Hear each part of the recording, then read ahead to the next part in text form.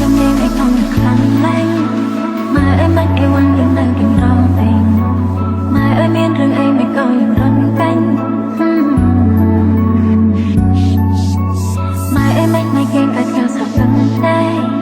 mà em bắt lúc này cái khai sẽ chung về mai con trăng tập te bên con được bông tây bên là rất thô dài còn nắng bông nắng mãi ơi đông hai hai bông tao yêu rồi đi tới cuộc ơi cuộc sống tốt chán mà mình sao thắng nghe ta đã cùng hai bông tới trắng dài cuộc ơi chẳng đâu lóc bánh là còn đường mãi xa đến ai cả chẳng biết rằng là không bờ This is I Hennessy Remix.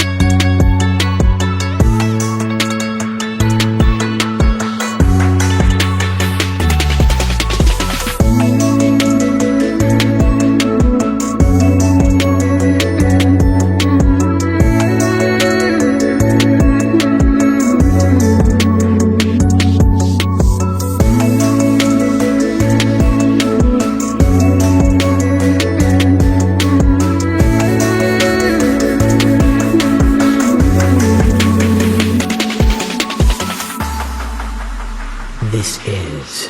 I Hennessy Remix. bên là rất thô dài còn